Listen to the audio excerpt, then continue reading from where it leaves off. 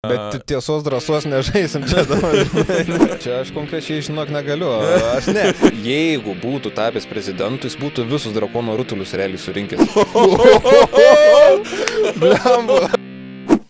Garbė turėti politiko žurnalistą, gerą draugą Vilių Narkūną pas save šiandien studijoje. Labai tokioj paprastoj ir kol kas dar primityvioj studijoje, bet vis dėlto studijoje.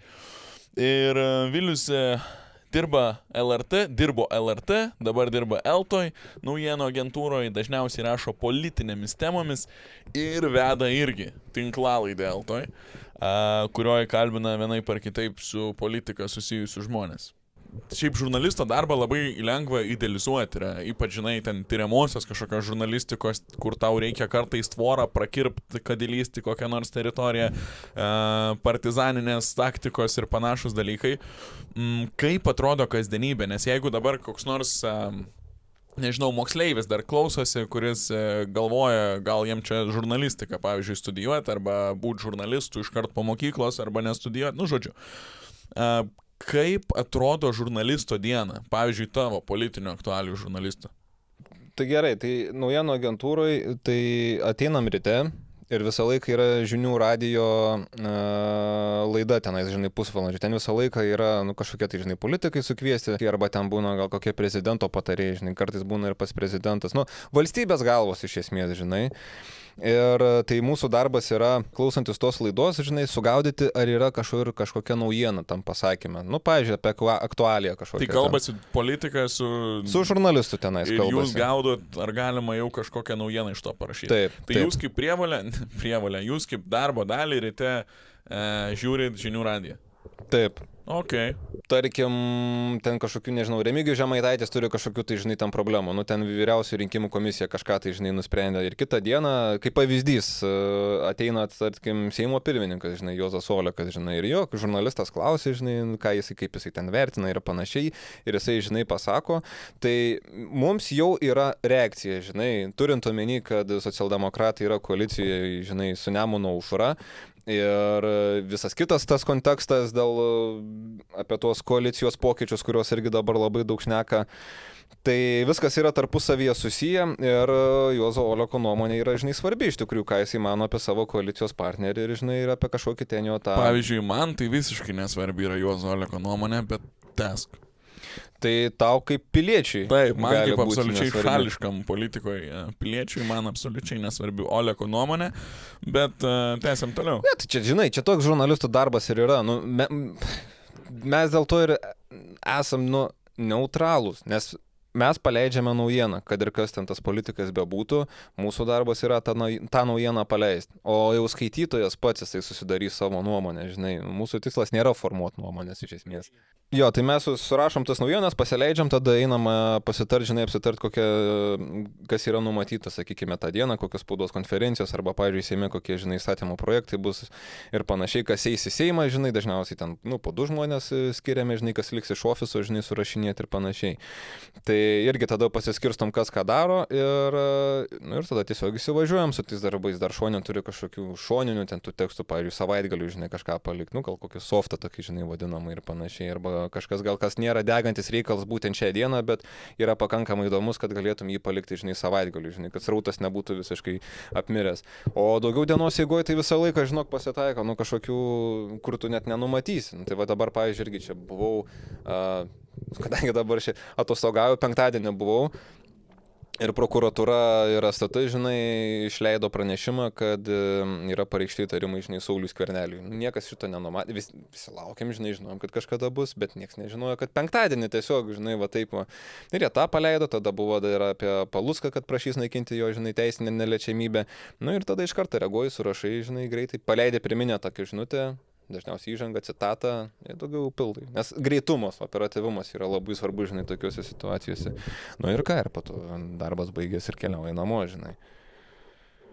Lengva su žurnalistų namuose gyventi yra. Su politikos gal žurnalistų netgi. Čia mano draugė galėtų labiau, žinok, atsakyti šitą klausimą. Kaip tau atrodo? Kiek daug parsineši darbą namo? Man atrodo, gal aš asmeniškai per daug netgi to darbo parsinešu. Ne tai, kad aš ten namie noriu dirbti, bet kai tu esi pastoviam tam informaciniam, žinai, srautė visam, kai informacija iš visų pusių, nu tu esi tam, aš bent jau savotiškai esu nuo juos priklausomas, nes pas mane visi, žinai, notificationai yra įjungti. Aš kiek žinau, tu tai mėgės išsijungti notificationus, nes tave žiauriai diorgina, ne? Dirbant 100%, jeigu darbas reikalautų kaip pas tave, šiaip ką paskaitau, tai Facebooką dažniausiai, nes ten labai daug politiniam temom rašo žmonės. Darbo diena yra įdomi, bet, sakau, tu esi priklausomas nuo tos informacijos, tas kartais žiauriai vargina. Ir čia irgi yra mokėjimas, žinai, atsiriboti nuo šitų dalykų. Tikrai nebūtina kiekvieno pušo skaityti, žinai, ir jeigu tu nebedirbi, tai tu, tiesiog gyvenk, žinai, ramiai. Šiaip mano pasteisinimas scrollinimu yra politinės temos. Žinai, kaip LinkedIną paskrolinti, žmonės galvoja, kad čia yra viskas ok, nors iš tikrųjų lygiai tas pats, tai man Facebook'e pasižiūrėti, kad Tapinas Jakilaitis Miliūtė ar dar kažkas prirašė, žinai, Bačiulis, tas pats Bačiulis, ką parašė, tai jo, irgi turiu šiokią tokią priklausomybę tikrai šitam reikalui. Aš tai sakau, aš esu tos nuomonės, kad skaitytojas idealiausiu atveju pats, žinai, turėtų susidaryti savo nuomonę, perskaityti, jeigu skirtingus, žinai, kažkokius tai šaltinius ir susidaryti savo nuomonę. Aš manau, čia toks žiniasklaidos tikslas ir yra, žinai. Mes duodam įrankį jum tą padaryti, iš esmės. Ačiū. Nėra už ką. Sakai, turit pateikti kuo objektyvesnį informaciją. Bet jeigu tu matai, kad politikas aiškiai meluoja, ar tu perspausdini iš karto, negalvodamas tuos žodžius, ar kažkiek, turės kažkokio savo indėlio į šitą. Jeigu tu matai, kad politikas meluoja, tai tu jau ir bandai jį prispausdinti, žinai, tu ties tuo momentu, kad jisai meluoja, žinai, kad jisai, atsišaudytų, žinai, atgal, ir išgaudyti, žinai, tą tiesą, ir tai nuo to ir priklauso, tai ar jam tas pavyksta padaryti ar ne, bet kokiu atveju, tikrai mes kartais įsivertinam, ar tai, ką ten politikas pasako, pakomentuoja, yra, žinai, verta išleisti, nes gal ten nėra nieko, žinai, breaking ir tada gal geriau kažkaip susikoncentruoti resursus į kažkokią, žinai, kitą naujieną. Tai naujienų agentūra, sakau, bent jau iš to, kiek aš pats matau, LRT, pavyzdžiui, portale, šiaip visuomeninis transliuotojas jam priklauso užtikrinta nuomonių įvairovė, žinai. Čia labai daug, žinai, kas diskutuoja, ginčijasi, ar užtikrina jisai, ar neužtikrina. Kai aš dirbu, aš bent jau už save galiu kalbėti, aš tai tikrai stengiausi, kad būtų įvairios pusės, žinai, pakalbintos. Čia man asmeninis jau toks principas buvo ir iš esmės ir tai atitinka visuomeninio transliuotojo, žinai, vertybės, kad būtų visos pusės atspindėtos ir panašiai. Tai aš kažkaip tą ir iki šiol, išsinešiau, labiau gal savo mąstymę, bet pačiam darbe, tai tau ne visada reikia, žinai, kažkokios kitos nuomonės. Pavyzdys vėlgi, ta prasme, Seimo, žinai, posėdis, prieš posėdį yra komentarai politikų ten prie senelės. Ten ateina vėl tas pats ar Juozas Olekas, ar ten ateina, žinai, Saulius Skvernelis, ten kalbėti apie kažkokias aktualias. Daugelis ten tų politikų gali, žinai, vardyti, tas pats Remigijus Žemaitaitis ir panašiai. Tai ką jie, žinai, kalba, tai tu įsirašai ir išrašai, jeigu ten yra ką rašyti. Ir viskas. Ir tas vienas toks tekstas, žinai, jis yra paleistas.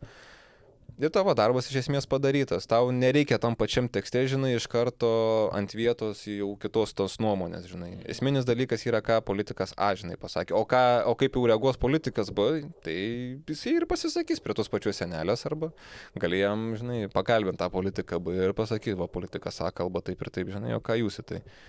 Ok, o tie politikai, kurie viešai kalba labai gražiai, turiu pavyzdžių, gal neįvardijant vėlgi politikų, kurie visiškai skiriasi viešai ir neviešai, jeigu jau teko susidurti. Teko. Yra, ne? Gali nupasakoti portretą, nebūtinai žmogų įvardinti, bet žmogaus bruožus, tarkim, viešumo ir ne laisvas ir kažkoks, o ar ten gražbiliauja, nevartoja keiksmažodžio, o jau off the record, kai privačiai kalbatės, jau visiškai kitoks. Aš tai pasakysiu, tai visų pirma, politikas, kai pasakai žodį politikas, tai jau iš karto, žinai, kas tai yra galia, statusas, žinai, hierarchija kažkokia tai, bet už viso to politikas irgi yra žmogus, žinai, jis irgi yra žmogus, jis irgi turi savo gyvenimą. Žmogus, žinai. Dabar, tarkim, įsivaizduok, kad, pavyzdžiui, tu esi, žinai, politikas ir žiniasklaida iš esmės, kas tai yra, tai tau irgi yra įrankis ar tai priemonė, žinai, kažkaip pasiekti savo rinkėjus, ar ne? Tai kai kameros įsijungia, aš manau, kad tu natūraliai, pritaikytum kažkokį savo charakterį atitinkamą, žinai, kuris yra skirtas grinai prieš kameras. O iš savo pavyzdžių, tai vėlgi, yra tokių politikų, kur prieš kameras elgėsi vienaip, žinai, kameras išsijungia ir jau žiūrėk kažkokie ir visiškai, žinai, kitokie yra. Pradžio tai žiauriai nustebdavau, dabar tai tiesiog įprasta. Čia toks, gal ir negražiai nuskambės, čia tokias žaidimo taisyklės, žinai, tos yra. Ir Darbo dalis, ne? Darbo dalis, žinai, tiek mum, tiek politikam. Kalbinai tai įdomių politikų ir ne tik politikų, kariuomenės vadą, Skvernelį, Palucką, žodžiu, visus esi kalbinęs, daugiau mažiau prezidentą tikriausiai esi kalbinęs, ne? Bent jau ėmės interviu, turiu menį, kaip žurnalistas stovėjęs, klausimus uždavinėjęs. Klausimus uždavinėjęs, tai esu, prezidentų tai tikrai esu, dabar ir Saulius Skverneliui esu. Skvernelį tai tikrai atsimenu iš STT išėjusi kalbinai, bet neatsakė. Ten jau mes jau visi būriavome žurnalistai, ten jau buvo žiauriai šalta, blemo, bet tada buvo. Darbo dalis. Bet darbo dalis, darbas toks. Darbas. Europa, žinai.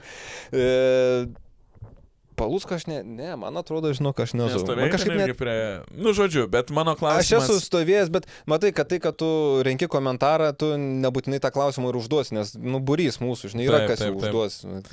Klausimai vis tiek daug maž vienodi. Laidose, gal... Kasčiūnas buvo dabar visai neseniai. Jo, su Vėgėlė. O šiaip jo, daugiau tai pavieniai buvo, tai ir Viktorija Šmilytė Nilsen yra buvus, Robert Duchnevič, Vilniaus rajono meras yra buvęs, Jėglinskas yra buvęs, dabar jau atsisakė mandato. Į tą temą,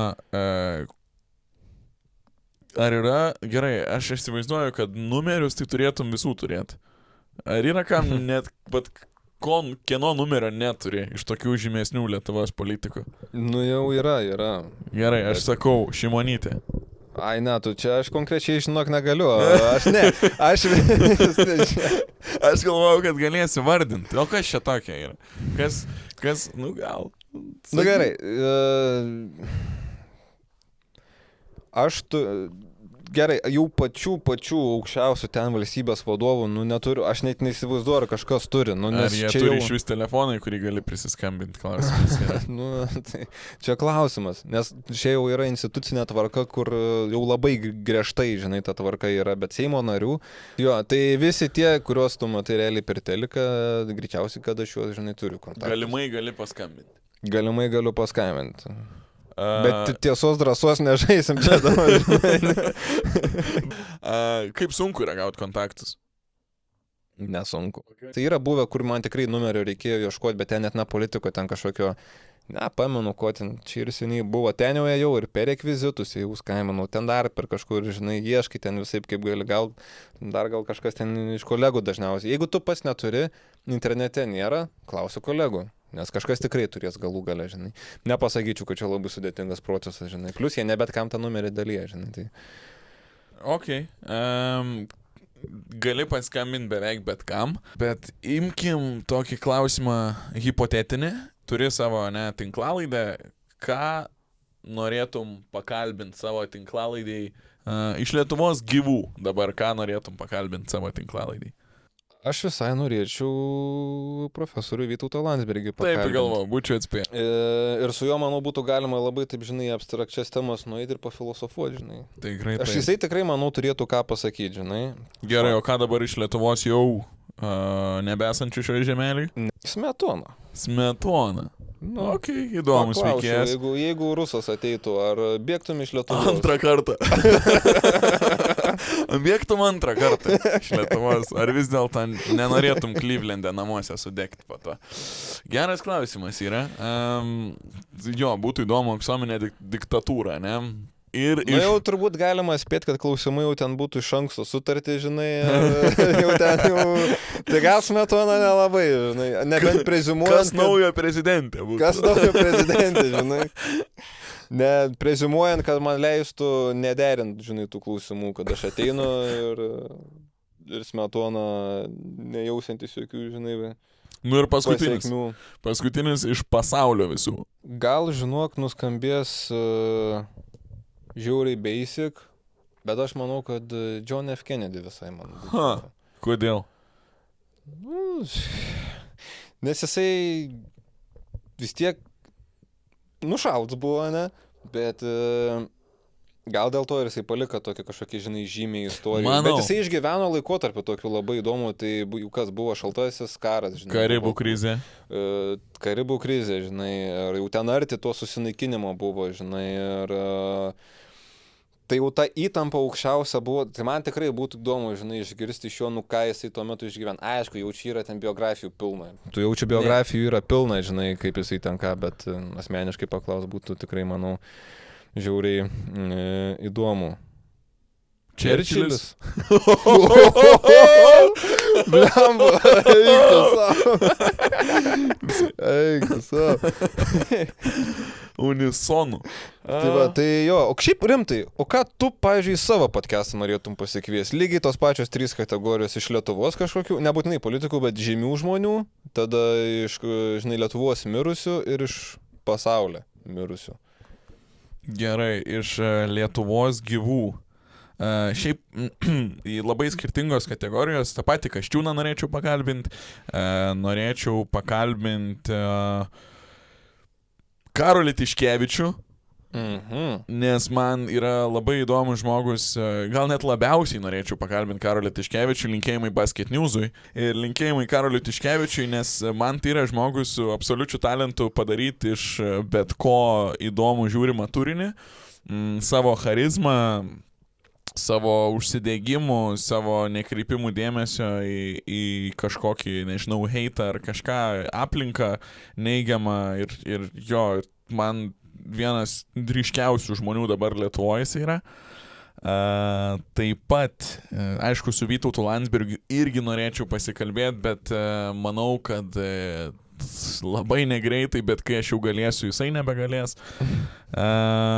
Jo, tai iš tokių gyvų dabar tiesiog pirmos mintis atėjusias į galvą. Iš jau negyvų, tai 100% Vytautas Didysis. Aš labai viliuosi, kad katedro yra jo palaikai ir kad jeigu mes tą patvirtinsim, turėsim didžiausias laidotuvės Lietuvos istorijai, per kurias niekas neverkė arba tik iš laimės. Aš noriu, kad mes turėtume mitą apie Lietuvos didžiausią, kečiausią visų laikų vyrą, kurio visi bijojo ir kuris turėjo didžiausią valstybę Europoje. Tai 2 kartus apgavo vokiečius. Ir lietuvius biškį apgavo. Nu ir lietuvius. Žiūrėk. Nu jis toks suks. Tokie laikai buvo. Tokie laikai. Nesisuksi, negyvensi. Mes negalim vergvaldžių teist, kai visi, tą darė, žinai. Tai, taip jau yra. Tai jo, Vytautą Didįjį, o iš nelietuvių geras klausimas. Davidą Gogginsą. 100%. Man tai yra Black Jesus mano ir aš vienas tokių įdomiausių žmonių. Priektų tave, mano. Jo, darytumėm kartą atsispaudimus iki kol aš apsivemčiau ir tai būtų labai greitai. Ir pavadintų tave silpnu. 100% vadintų mane silpnu, nes aš, Bet čia gal garbė būtų, ne? Man būtų garbė, iš tikrųjų, su Davidu Gogginsu, jeigu jis mane priverstų sportuoti iki mirties. Ir gal jau dabar šiais laikais kontroversiškai skamba Jordan B. Peterson. Iki jo šiek tiek nukvakimo politiniam temom ir nuėjimo ten, kur, jau biškelį trūksta jam žinių. Iki to man tiek Gogginsas, tiek Petersonas turėjo pakankamai didelę reikšmę formuojantis asmenybei, vėlyvoj paauglystėj, ankstyvam suaugusiam gyvenime, tai šitie 2 vyrukai tikrai davė tokio kažkokio noro tobulėti ir kitaip žiūrėti pasaulį. Tai va, žiauriai ačiū, kad paklausai, nes iš tikrųjų neturiu net išsirašęs sąrašiuko kol kas. Tai darbas toks, tai nežinau, aš tai sakau, jeigu truputėlį grįžtant prie to žurnalistinio darbo, man kartais net jau labai sunku suprasti, kokia ta mano nuomonė yra, žinai. Aš ją turiu, bet man kažkoks yra, sakau, kur, yra, sakykime, pusė A, žinai, ir yra pusė B. Ir man jau natūraliai viskas, man jau natūraliai nori, žinai, to ieškoti čia. Aš nežinau, ar tai yra gerai, kas sakytų, kad, žinai, labai gerai, nes gali suprasti visus, žinai, ta prasme visas pusės, žinai. Aš tai asmeniškai manau tą neutralumą man išlaikyti, kuo labiau man jis smagu, nes tada ir tai, ką ir pradžioj kalbėjom, tą smalsumą patenkina, žinai, nes kai tu esi neutralus, bet taip, nu, ir nuoširdžiai natūralus, tu ir daugiau išgirsi, žinai, ne tai, kad esi užstrigęs vienoje kažkokioje stovykloje. Tu esi daug atviresnis, ta prasme, ir požiūriam, ir nuomonėm, ir gali daug plačiau, žinai, pamatyti platesnių spektrų, žinai, kažkokią tai tą problemą, žinai, ar ten kažkokią ten tą tematiką, žinai. Nėra labai sunku idealizuoti ir saviškius vertinti kaip absoliučiai teisingus, o priešus, o ne kaip absoliučiai neteisingus. Ką turim Amerikoje, pavyzdžiui, tokią politinę polarizaciją, kad maga jau... Apie Ameriką. Trumpą mato kaip Jėzų, ne? Nu, tai pas mus irgi lengva būtų tą padaryti su kai kuriais politikais. Kaip būtų lengva? Turiu omeny lengva žmogui įtikėti vienos pusės teisuoliškumu. Teisingumu, gal ne teisuoliškumu. Ką turiu omeny, kad yra tas patvirtinimo šališkumas, confirmation bias, ne, kai tu gauni, matai socialinėse medijose turinį tik tai, kurį tu mėgsti, tavo požiūrį vis tvirtina ir tu galiausiai nebereaguoji į priešingos pusės argumentus tik dėl to, kad jie yra iš priešingos pusės. Tai man atrodo, nėra labai sunku pamesti šito ir man atrodo tam tikri politikai kaip Žemaitaitis eina tik tai per kiršinimą, kas, nu, labai užknisa, bet tikiuosi, kad žmonės, nu, turi kažkokį dar šaltą protą ir atskiria grūdus nuo pelų. Čia tai, ką tu sakai, šiaip apskritai mums žiniasklaidai yra labai jaučiamas tas, nes iš esmės tu nespėjai kažkokios dar naujienos paduoti, o jau kažkur Facebook'e ar ten Telegram'e, žinai, ar ten tą pačiam Instagram'e jau ta naujiena, žinai, eina ir ją nebūtinai išplatina žurnalistas, tiesiog kažkoks veikėjas, žinai. Ir labai nepamenu dabar paskutinės apklausos, bet ten pasitikėjimas žiniasklaidai, jisai ten yra, žinai, pem. Ant tokios ribos situacija geresnė yra, bet vis tiek visuomenė dar ta žiniasklaida nepasitikė. Nu, kažkokia matoma kaip sisteminė, žinai, kad jos paskirtis yra formuoti kažkokios ten vienos partijos ar ten vieno žmogaus, žinai, nuomonę ir jie negalima pasitikėti, nes faktai iškraipomi. Ir man kaip dirbančiam tam lauke šiaip yra labai liūdna, žinai, nes mes tikrai žiauriai stengiamės pateikti tas kokybiškas naujienas, žinai, patikrintas naujienas, ne kažkokiam emocijom, žinai, remintis, o tai, kas yra, žinai, pasakyta, tai, ką tu matai ant kažkokio lapo, žinai. Ir mes tai stengiamės ir to įvertinimo, nu, aš nepasakyčiau, kad čia tas darbas yra labai tos, kad, žinai, įvertinantis, nes net jeigu ir prie giminės stalo sėdi, žinai, koks nors giminaitis gali žinot geriau už tave, žinai, kaip ten kas yra. Kai paskui pasiklausiu, kan kokių čia iš kur, žinai, tai kai pasako iš kur, nu tada galvoju, nu okei, žinai, tai turėkis tą savo, žinai, tą nuomonę.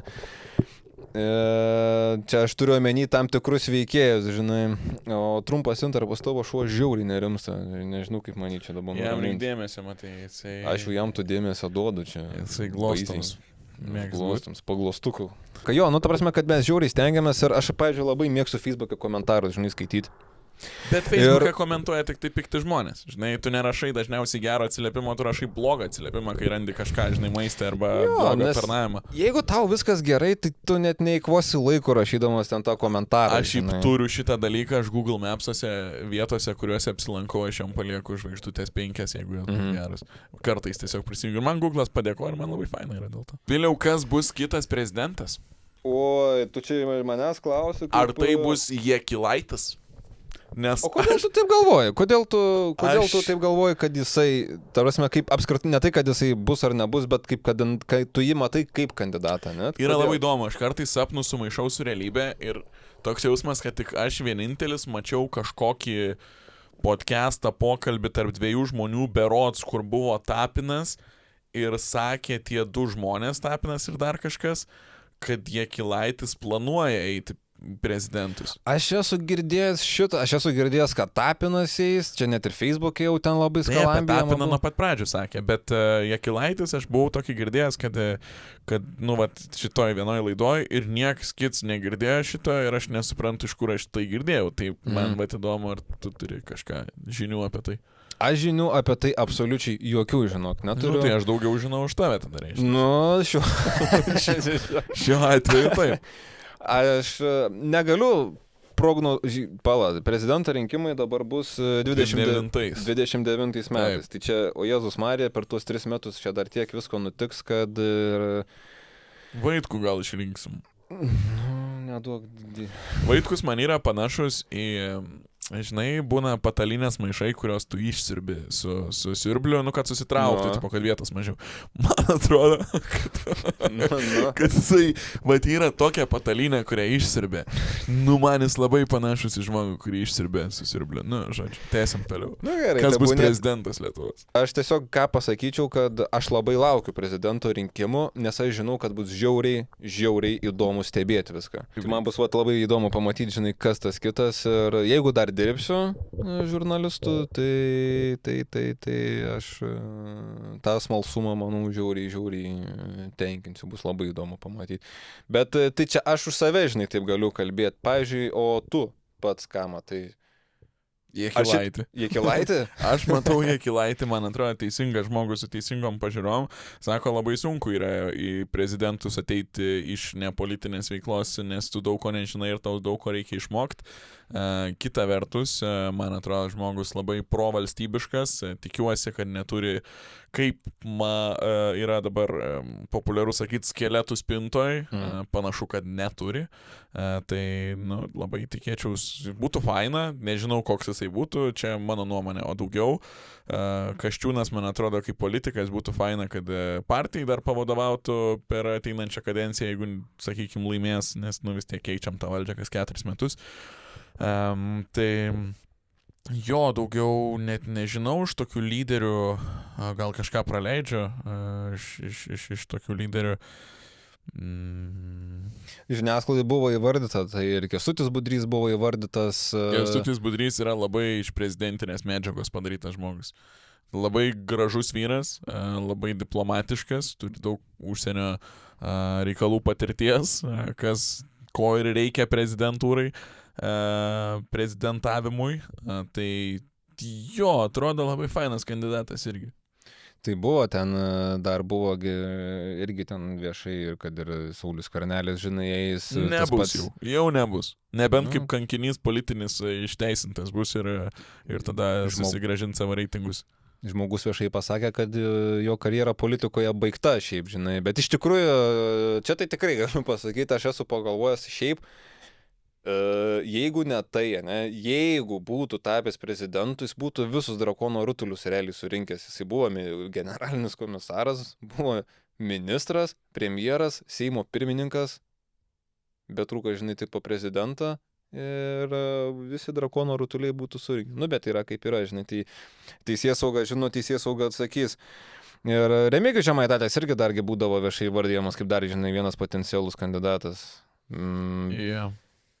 Bet matysim, gal ir atsiras netgi ir dar kažkas. 3 metai, daug, čia dar labai daug.